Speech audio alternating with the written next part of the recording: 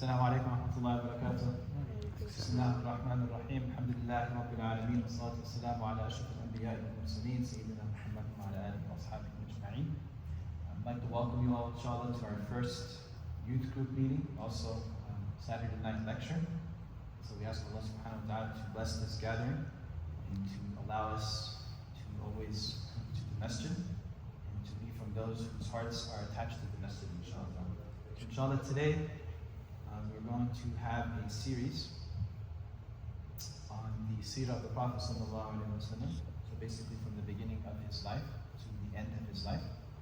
And even if we've read the Seerah and we've memorized the Seerah, it's always good once in a while to read upon the Seerah of the Prophet sallallahu alaihi wasallam, so that our love for him increases, and also the love of the Sahaba radiallahu anhum increases, but also makes us want to follow his sunnah even more, and to try to implement as much as his sunnah into our lives, because ultimately the Prophet ﷺ is our ultimate role model and guide when it comes to every single facet of our lives, inshallah. So inshallah, we're going to start with his birth, and then we'll work our way towards up until he got appointed by Allah subhanahu wa ta'ala to be the final prophet and messenger of Islam. So the Prophet ﷺ was born in the Bani Hashim section of Mecca on Monday morning. Oh, and by the way, just as a reference, we're reading from Rahiq al-Maktoum, the Sealed Nectar, which was written by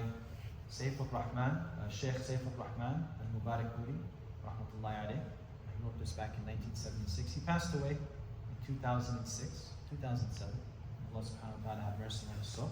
So we ask Allah subhanahu wa ta'ala to reward him in his grave, and to allow whatever we learn and read from this book that he compiled to reach him in his grave as a sadaqah jariyah, inshallah. So the Prophet ﷺ, as I mentioned, was born in the Bani Hashim section of Mecca on a Monday morning, the 9th of Rabi' al-Awwal, the same year of the elephant incident, Amul Fil. And 40 years into the reign of Kisra, which was the 20th or 22nd of April in the year 571 CE. And this is according to the scholar Muhammad Sulaiman al-Mansaburi and the astronomer Mahmud Basha. Ibn Sa'd reported that Muhammad's mother, sallallahu alaihi wasallam, the Amina bint Wahab, said, when he was born, there was a light that issued out of my addendum and lit the palaces of Syria. Ahmad al-Darimi reported something similar to this. It was reported that significant signs accompanied his birth, sallallahu alaihi wasallam. So out of these signs was 14 balconies of Kisra's palace collapsed, the Magian's sacred fire went out, and some churches on Lake Sawa sank down and collapsed. This was reported by Tabari, Al-Bayhaqi and others, but none of the chains of narration are confirmed. His mother immediately sent someone to inform his grandfather, Abdul Muttalib, of the happy event. Happily, he came to her, carried him to the Kaaba, prayed to Allah, and thanked him. Abdul Muttalib called the baby Muhammad, a name not then common among the Arabs. So this was a very, very special name that he picked, because this name was not commonly used among the Arabs at that time. So this was very, very special. And he circumcised him, sallallahu alaihi wasallam, as his on his seventh day, as was the customs of the Arabs. The first woman who suckled him after his mother was Thuwayba, the freed slave of Abu Lahab, with her son Masruh. She had suckled Hamza bin Abdul Muttalib radiallahu anhu before, and later Abu Salama bin Abdul Asad al-Makhzumi. So now we go to his childhood, sallallahu alaihi wasallam. So it was a general custom of the Arabs living in towns to send their children away to Bedouin wet nurses, so that they may grow up in the free and healthy surroundings of the desert. Thereby they would develop a strong body and acquire the pure speech and manners of the Bedouins, basically so that they could speak Arabic in its purest form, who were noted both for their chastity of their language and for being free from those vices which usually developed in inactive societies. Okay, so we're just going to go forward a little bit. Okay, so as we all know, the wet nurse that took care of the Prophet ﷺ was Halima Sa'diyah. And basically, it is mentioned that traditions delightfully relates how Halima and the whole of her household were favored by successive strokes of good fortune while the baby Muhammad ﷺ lived under her care. Ibn Ishaq states that Halima narrated that she, along with her husband and the suckling baby, set out from her village in the company of some women from Banu Sa'ad bin Bakr in quest of children to suckle. She said, so now she's basically speaking in her own words, "It was a year of drought and famine, and we had nothing to eat. I rode on a brown mule. We also had with us an old she-camel. By Allah, we could not even get a drop of milk. We could not have a wink of sleep during the night, for the child kept crying because of hunger. There was not enough milk in my breast, and even the sheep-camel had nothing to feed him. We used to constantly pray for rain and immediate relief." Now you notice here they're praying, even though this was before Islam was introduced to the Quraysh, to the Arabs living in the Arabian Peninsula. So they still had that idea of praying and worshipping and recognizing Allah subhanahu wa ta'ala. At length we reached Mecca looking for children to suckle. Not even a single woman among us accepted Allah's Messenger ﷺ offered to her. As soon as they were told that he was an orphan, they refused him. We had fixed our eyes on the reward that we would get from the child's father, an orphan. What are his grandfather and mother likely to do? So we refused to accept because of that. We refused them to accept because of that. Every woman who came with me got a suckling, and when we were about to depart, I said to my husband, "By Allah, I do not like to go back along with the other women without any baby. I should go to that orphan and I must take him." He said, this is her husband speaking, "There is no harm in doing so, and perhaps Allah might bless us through him." So I went and took him, because there was simply no other alternative left for me but to take him. When I lifted him in my arms and returned to my place, I put him on my breast, and to my great surprise, I found enough milk in him. And so that's the first stroke of good fortune that has happened. He drank to his heart's content, and so did his foster brother. That's number 2. But then both of them went to sleep, although my baby had not been able to sleep the previous night. That's number 3. My husband then went to the she-camel to milk it, and to his astonishment, he found plenty of milk in it. That's number 4. He milked it, and we drank to our fill, and enjoyed a sound sleep during the night. The next morning, my husband said, "By Allah, O Halima, you must understand that you have gotten a blessed child." And I replied, "By the grace of Allah, I hope so." So again, note here that even though they're not Muslim, they still have that recognition and the affirmation that Allah subhanahu wa ta'ala is there. The tradition is clear on the point that Halima's return journey and her subsequent life, as long as the Prophet ﷺ stayed with her, was encircled with a halo of good fortune. The donkey that she rode when she came to Mecca was lean and almost lame.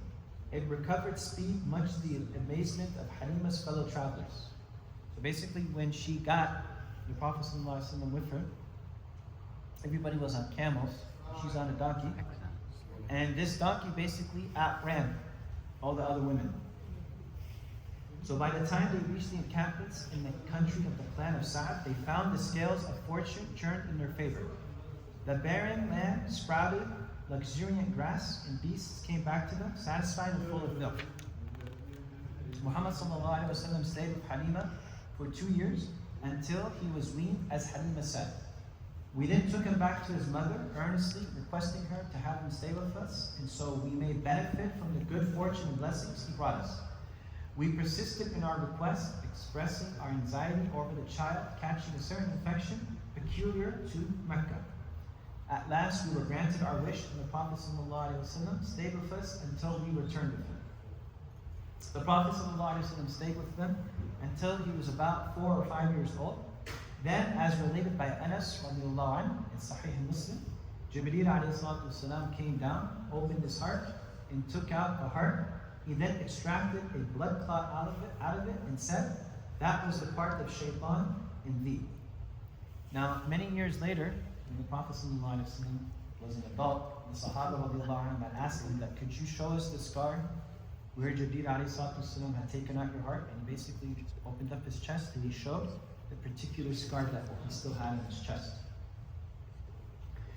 So that was the part of shaitan indeed, and then he washed it with the water of Zamzam in a gold basin. After that, the heart was joined together and restored to its place. So according to this, the Mufassirin, they mentioned that when Allah subhanahu wa ta'ala revealed Surah Al-Nashrah, Allah subhanahu wa ta'ala says, Alam nashrah laka sadra. So according to Mufassirin, they say that this ayah is related to this particular incident that had happened to him. The boys and playmates came running to his mother, which was Halima, and said, verily Muhammad has been murdered. They all rushed towards him and found him to be alright, and that only his face was white. And Anas radiallahu anh said, I have seen the mark that was left on his chest.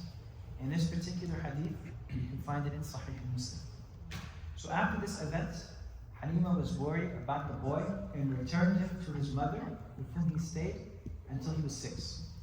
In respect of the memory of her late husband, Amina decided to visit his grave in Yathrib, which is Medina today.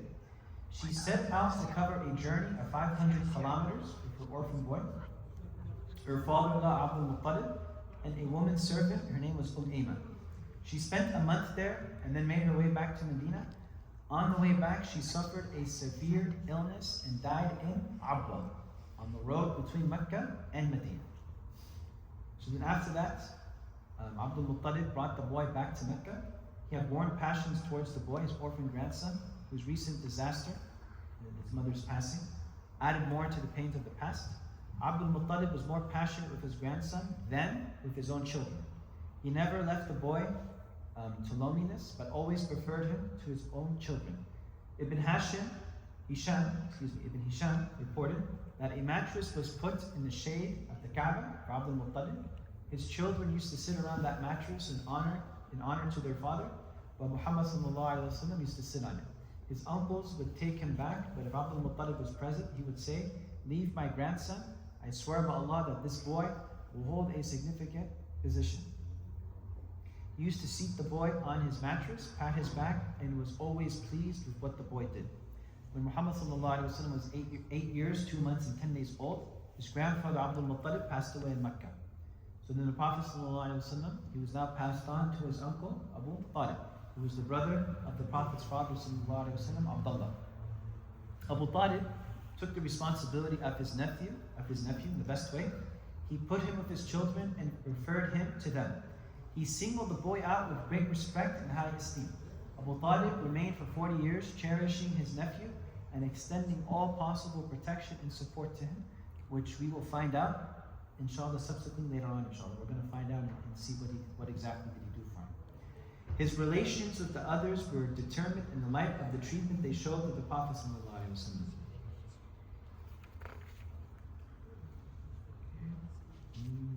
Okay. Let's see, we have a few more minutes left. Okay. So now we're going to mention the incident when the Prophet ﷺ was 12 years old. And it's also said that it was plus 2 months and 10 days. He went with his uncle Abu Talib on a trade journey to Syria. This is a very well-known story. All of us know about this. When they reached Busra, which is a city today, modern-day Syria, there was a monk named Buhayra. And they also said that his name was Girgis, who came out to meet them. And although he had not met them before, he readily recognized the Prophet ﷺ and said while taking his hand, this is the master of all humans. Allah will send him with a message which will be a mercy to all beings. Which is why Allah subhanahu wa ta'ala in Surah At-Tawbah mentions that مَا أَرْسَلْنَاكَ إِلَّا رَحْمَةً لِلْعَالَمِينَ. In Surah At-Tawbah, Surah Al-Anbiya. So basically it confirms what Buhayra said. Abu Talib asked, how do you know that? He replied, when you appeared from the direction of Aqaba, all stones and trees prostrated themselves, which they never do except for a prophet. So Buhayra, when he saw this caravan, he had noticed that the rocks and trees were prostrating themselves to the Prophet ﷺ. And he also noticed that there was a cloud hanging above him. So there was no other place. There was no other place for this cloud to be except over the head of the Prophet ﷺ. So he basically took this to be very peculiar. And he also mentioned that I could also recognize him by the seal of prophethood, which is below his shoulder, like an apple. So basically, between the shoulder blades of the Prophet ﷺ was the Khatim al-Anbiya, the seal of prophethood. And we have found this in our books, basically, which is the Injil. He also asked Abu Talib to send the boy back to Mecca and to not take him to Syria for fear of the Romans and Jews. Abu Talib obeyed and sent him back to Mecca with some of his men servants. Okay. And with that, unfortunately, we're going to have to stop because we have to pray Salat al-Isha, inshallah. So inshallah, next Saturday, we will continue. And so we're hoping that all of you that are watching this, you can actually come in person and join us, inshallah. But if not, this will be uploaded for you on our new YouTube channel, and that way all of you can benefit from what is said, and you can pass this knowledge on to your family and friends, inshallah. Subhanakallah wa bihamdik, ashhadu an la ilaha illa anta, astaghfiruka wa atubu ilayk. Jazakumullah khair. Assalamu alaikum.